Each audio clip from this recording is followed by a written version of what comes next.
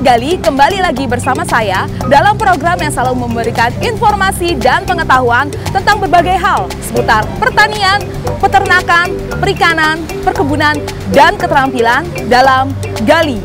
Gali terus potensi negeri ini, gali sedalam mungkin.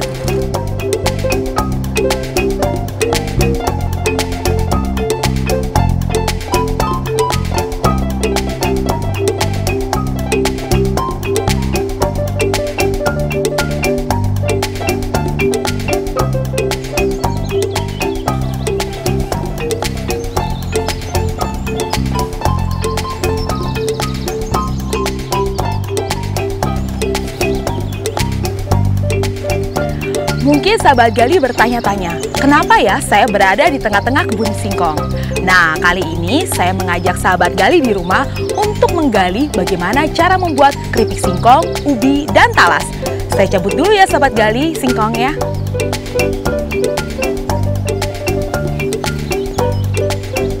Pak, tolong Pak.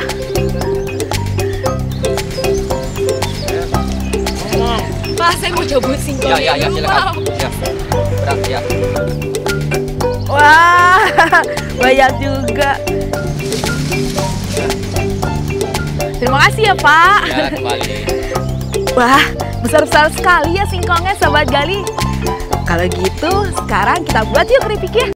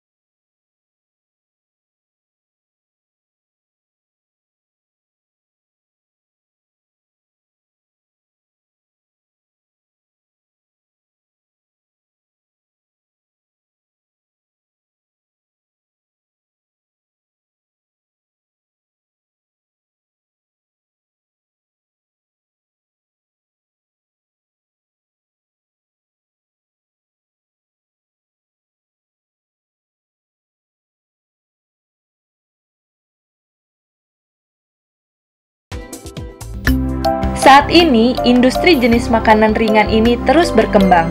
Berbagai macam jenis keripik pun tersaji dengan rasa yang sangat variatif. Nah, sahabat Gali, catatan saya kali ini adalah bagaimana cara membuat keripik dari singkong,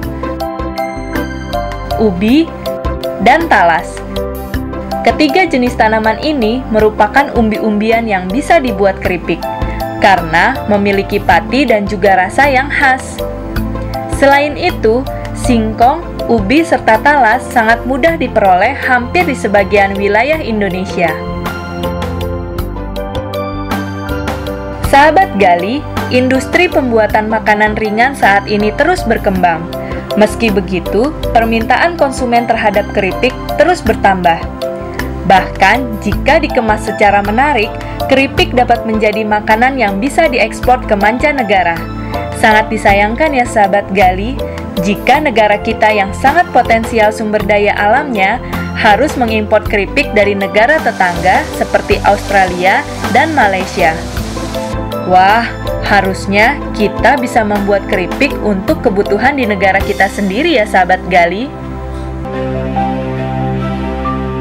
Di Indonesia, biasanya keripik diproduksi oleh industri kecil rumah tangga, sehingga penetrasi pasar produk ini masih sangat terbatas.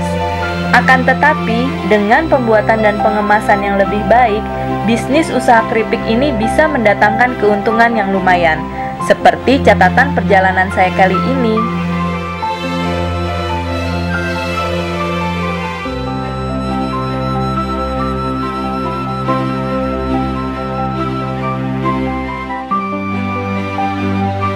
Jangan lewatkan ya sahabat Gali, sesaat lagi saya akan menggali cara membuat keripik dari narasumber kita kali ini.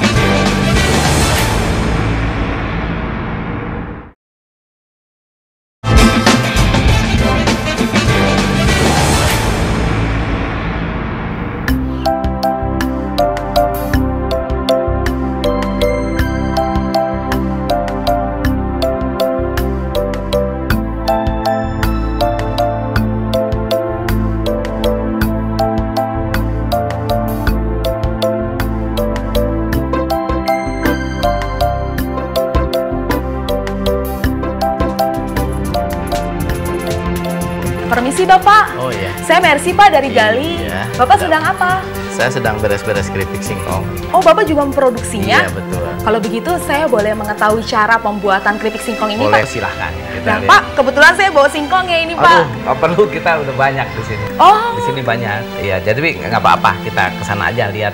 Baiklah, Iya. Pak, kalau gitu. Mari, Pak. Ayo. Kita ke tempat pencucian dan pengepasan. Oh, di sebelah sini ya, Pak ya? Iya, sebelah sini. Ini jenis singkong yang kita pakai. Oh, ini ya, Pak ya? Iya. Ini jadi ada dua jenis singkong yang bisa Apa dipakai. saja, Pak? Singkongnya jenisnya dua macam. Singkong jenis wulung sama manggung. Oh, Iya. ini sedang dikupas ya, Pak ya? Ini sedang dikupas. Proses Kita awalnya dikupas dulu ya, Pak ya? dikupas dulu, nanti dicuci. Kita Boleh coba. saya bantu, Pak? Boleh, Oh. silakan. Ayo. Saya bantu ya? Iya, iya, silakan.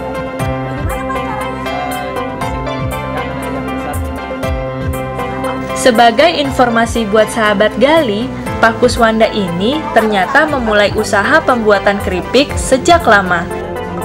Jadi terbiasa.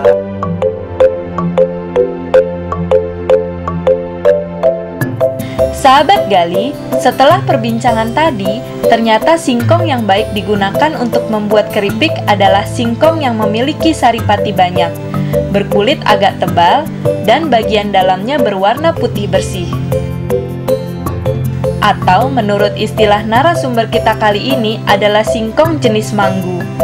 Singkong yang bagus untuk dibuat keripik biasanya berusia 10 bulan dan memiliki berat sekitar setengah kilogram per buahnya, seperti singkong-singkong ini.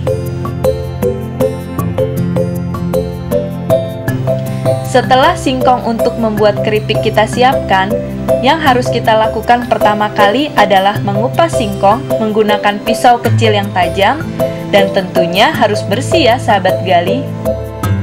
Wah, ternyata mengupas singkong ini harus hati-hati dan membutuhkan ketelitian loh sahabat Gali. Jangan sampai daging singkong banyak terbuang ataupun kulitnya masih menempel pada singkong. Tahap selanjutnya setelah kulit singkong terkupas adalah mencucinya hingga bersih. Karena pada saat mengupas kulit singkong, biasanya tanah masih banyak menempel pada daging singkong.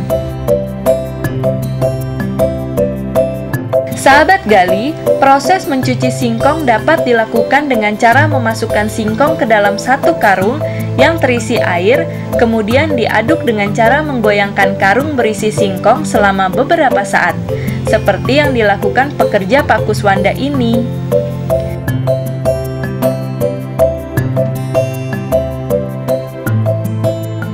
Kenapa menggunakan karung, Pak? Jadi kalau tidak menggunakan karung, dicuci satu-satu, kurang bersih. Jadi kita udah punya teori bahwa dicuci dengan karung itu lebih bersih ketimbang dengan tangan. Dengan tangan Dengan sendiri ya, Pak? satu-satu. Jadi ini bisa lebih banyak dan hasilnya lebih bersih. Ini sekali saja, Pak?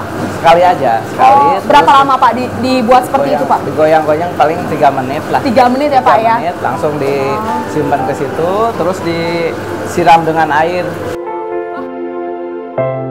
Setelah singkong teraduk hingga bersih, kemudian kita keluarkan dari dalam karung, lalu bilas menggunakan air hingga bersih. Mencuci singkong sebaiknya dilakukan cukup 1 kali saja dan menggunakan air bersih tanpa campuran lain, agar rasa dan kualitas asli singkong tetap terjaga. Meskipun tidak dilakukan perendaman, rasa singkong tetap terasa enak, karena singkong tidak mengandung getah yang mengganggu rasa. Setelah singkong dicuci hingga bersih, maka singkong harus ditiriskan selama kurang lebih 10 menit sebelum dilakukan pengirisan. Singkong ditiriskan dalam satu wadah yang terbuka agar kandungan air yang menempel pada singkong mengering dan memudahkan pengirisan. Setelah ditiriskan, maka singkong dapat langsung diiris menggunakan mesin pengiris. Maka proses ini berlangsung lebih cepat dibandingkan alat pengiris biasa. Oh, seperti ini. Ya, ini yang manual. Jadi untuk ukuran singkong yang besar kita pakai yang pisau manual. Tapi untuk ukuran singkong yang kecil kita pakai mesin. Oh, pakai mesin. Ya. Ini sekali potong bisa langsung 3 singkong ya, Pak? 3, 4, kadang 5 juga bisa. Kalau saya pakai pisau biasa, bisa nggak, Pak? Pisau sama telenan biasa? Nggak bisa. Oh, bisa. bedanya gimana, Beda. Pak? Itu ketebalannya itu berubah-ubah kalau pakai pisau biasa. Terus kalau ini stabil. Standar ketebalannya berapa, Pak?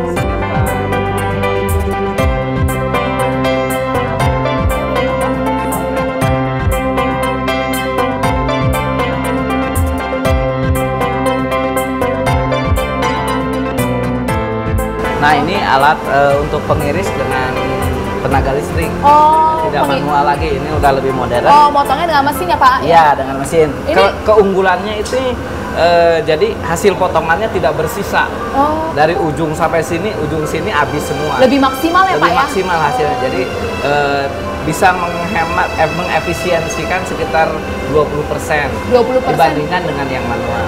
Oh.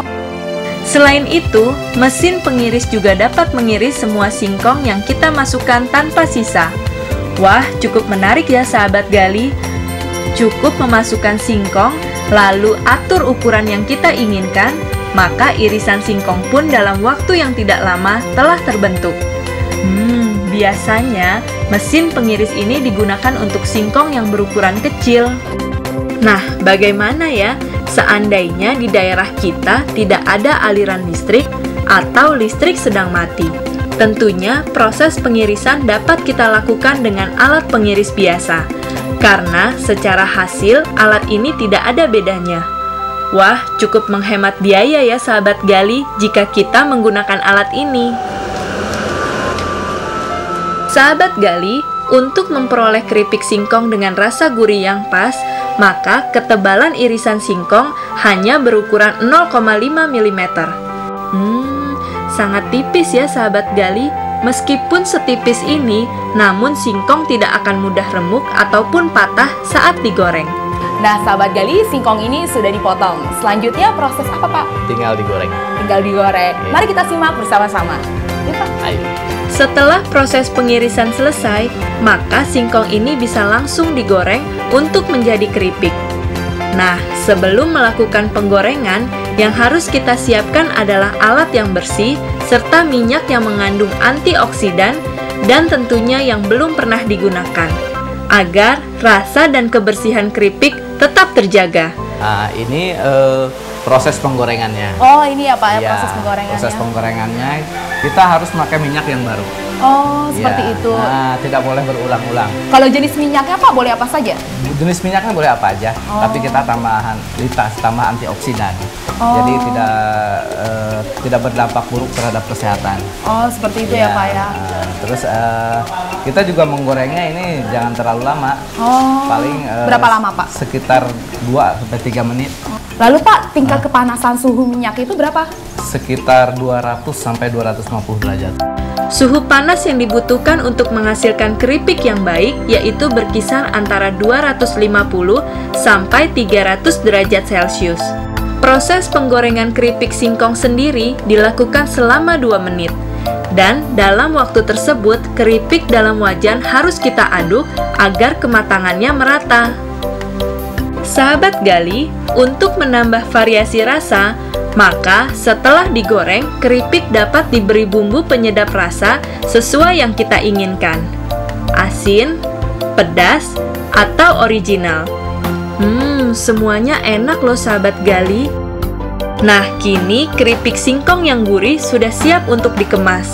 Sebelum melakukan pengemasan, keripik yang masih panas harus didinginkan selama beberapa saat, agar jika sudah dikemas tidak cepat berbau dan tetap gurih. Pengemasan ya Pak ya? Kita akan, ini hasil dari pembumbuan tadi. Nah, kita ini simpan di sini. Iya. Keripik yang sudah kita bumbui, kita simpan di sini. Kemudian diberi angin sampai produknya itu dingin. Oh, sampai keripiknya dingin ya Pak? Kurang lebih berapa menit Pak? Kurang lebih 5 menitan. Oh, 5 menitan ya Pak? Setelah dingin, kita masukin ke pengemasan. Setelah dimasukin ke pengemasan, ini kenapa harus dingin? Karena kalau panas itu akan terjadi lembab di dalam kemasan dan itu akan mempercepat tengiknya produk. Oh, seperti itu ya Pak ya? Cepat rusak lah gitu. Cepat rusak ya Pak ya keripiknya ya Pak ya? Iya, cepat rusak dan lembab. Ini setelah di ini dan harus tidak boleh tersentuh tangan, makanya kita pakai sarung tangan, pakai masker, pakai topi juga. Nanti takut, kenapa pakai topi? Karena rambut suka jatuh. Oh betul sekali Pak, ya. Supaya higienis ya Pak ya? Iya betul. Seperti itu ya.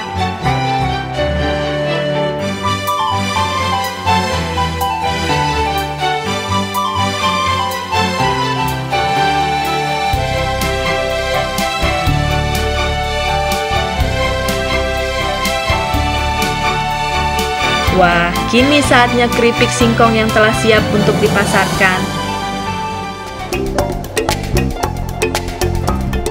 Nah, sahabat gali, sepertinya informasi tentang bagaimana pembuatan keripik sudah kita dapatkan. Namun, tidak ada salahnya kita menggali kembali apa yang sudah kita dapatkan di segmen tadi. Mari kita simak.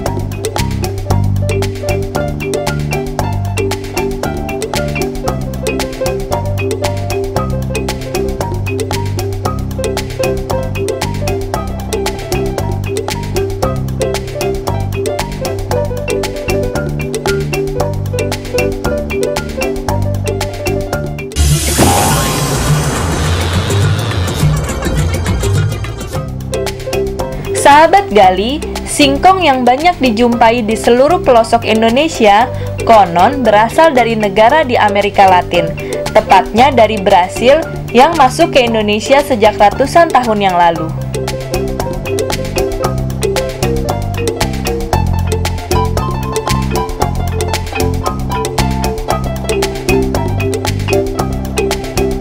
Nah, sahabat gali, tadi kita telah menyaksikan proses pembuatan keripik dari singkong.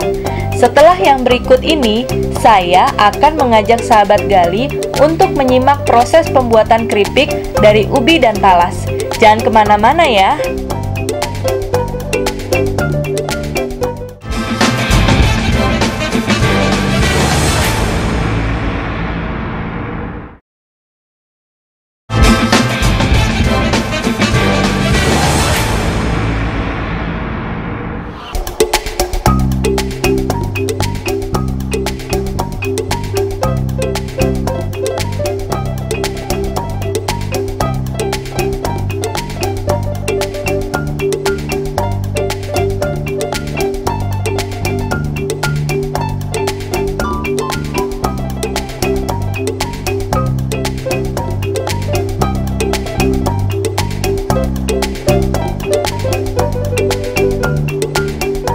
Nah, sahabat Gali, ini dia keripik singkong yang sudah siap dijual ke pasaran.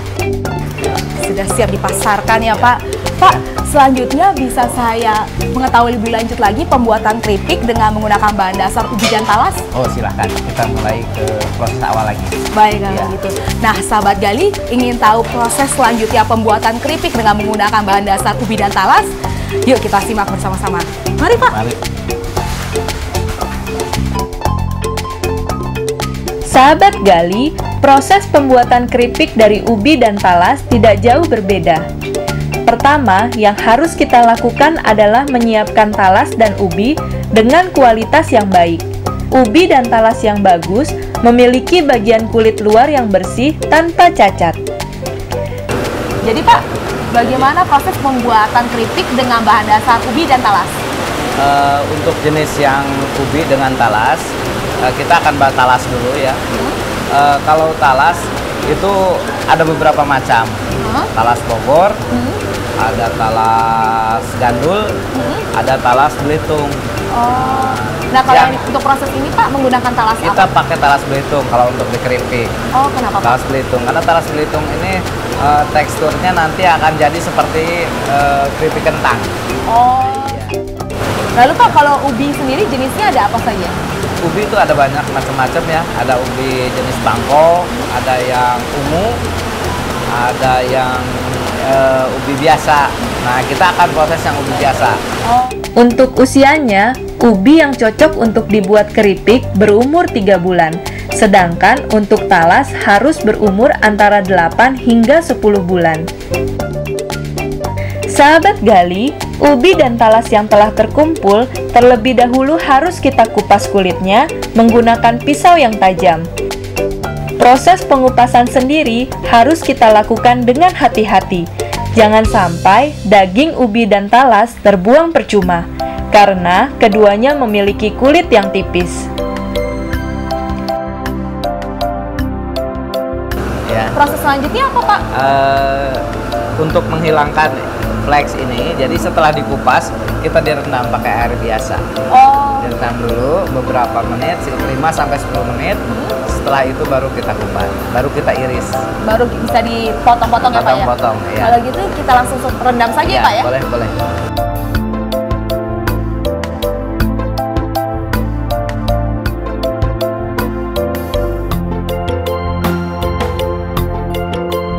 Lalu Pak, setelah ubi dan talas direndam, proses selanjutnya apa Pak? Pemotongan. Pemotongan? Ya, pemotongan atau pengirisan kita lakukan di sini. Oh, di sebelah sini ya Pak? Ya. Kalau gitu mari kita langsung potong Pak. Ya, boleh, silakan. Ayo, Pip, tolong dipotong.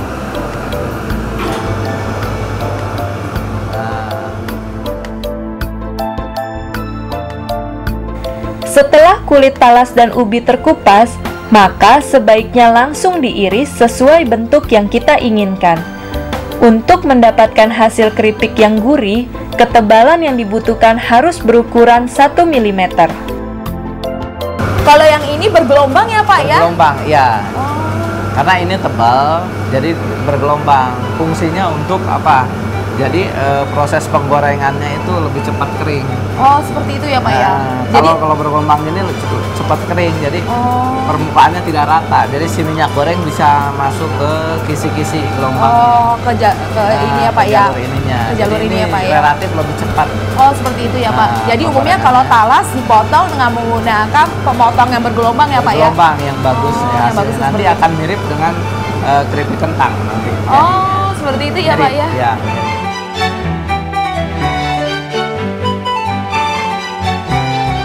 Setelah pengirisan ubi serta talas, harus langsung kita rendam di dalam air untuk dicuci. Proses pencuciannya sendiri dilakukan sebanyak 3 kali menggunakan air yang berbeda. Dan pencucian terakhir menggunakan air garam untuk menghilangkan rasa gatal karena getah yang menempel pada ubi dan talas.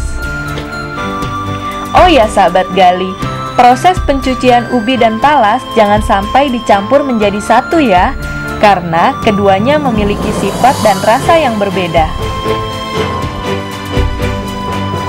Sahabat Gali, setelah kita cuci dengan bersih, irisan ubi dan talas kita tiriskan selama kurang lebih 10 menit hingga kandungan air yang menempel menguap. Coba sahabat Gali simak, irisan talas ini sangat menarik ya. Apalagi jika sudah digoreng, tentunya membuat kita tidak sabar untuk mencicipinya. Nah, kini saatnya kedua keripik ini siap untuk digoreng. Menggoreng keripik ubi dan talas harus menggunakan minyak goreng yang mengandung antioksidan dan menggunakan peralatan yang bersih.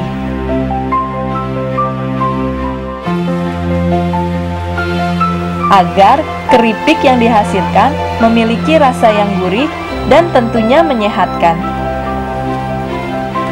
Untuk menghasilkan keripik yang gurih, suhu panas yang dibutuhkan pada proses penggorengan harus berukuran 150 derajat Celcius.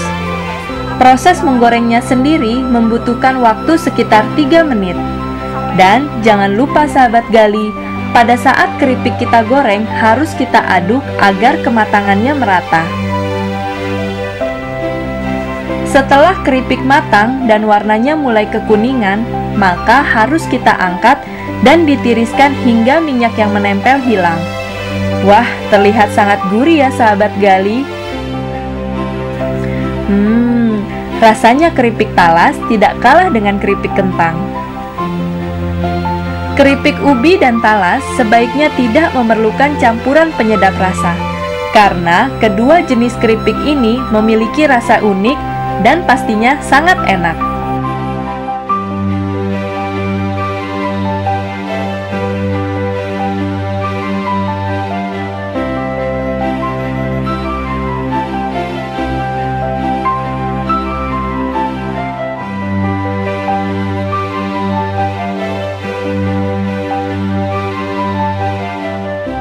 Jika keripik ingin kita kemas dan dipasarkan, sebaiknya kita mengemaskan secara lebih menarik, karena akan memberi nilai jual yang lebih tinggi. Dan jangan lupa, keripik yang telah matang sebaiknya kita dinginkan selama beberapa saat sebelum dikemas. Buat pemasaran kita.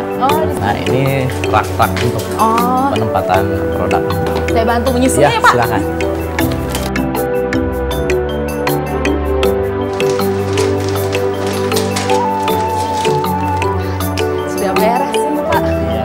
Bapak selanjutnya bisa tolong diceritakan tentang modal serta keuntungan yang diperoleh dari pembuatan keripik singkong ini. Kita produksi per hari sekitar 350 kilo per hari. 350 kilo ya Pak ya? Iya, dengan modal kurang lebih 2,5 juta per hari. Oh, itu dijual dengan harga berapa Pak? 1 kilonya? 1 kilonya 20.000. Oh, 20.000 ya Pak ya? Iya, ya kita punya keuntungan sekitar 15%.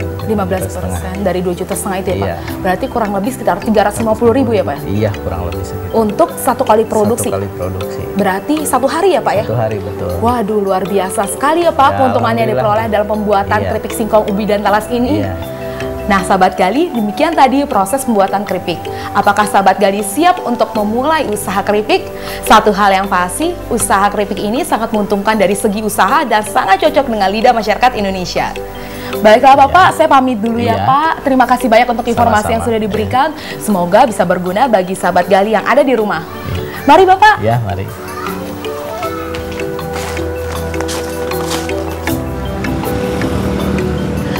Sahabat Gali, untuk mengingat tayangan tadi, mari kita simak yang berikut ini.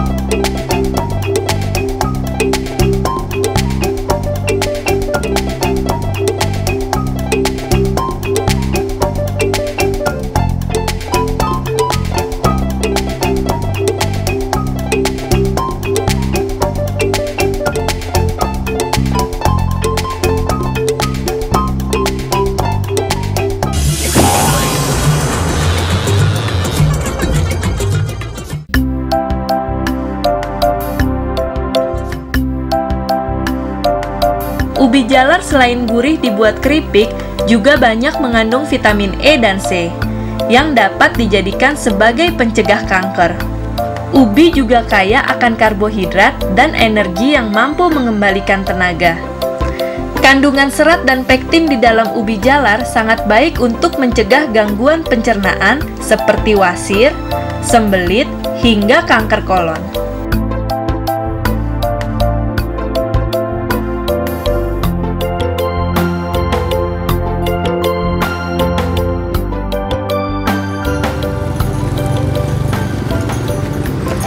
Sahabat Gali, untuk menuju kesuksesan adalah dengan cara bekerja keras. Dengan bekerja keras, niscaya sahabat Gali akan sukses mendapatkan apa yang sahabat Gali inginkan. Jadi, jangan lupa, gali terus potensi negeri ini, gali sedalam mungkin.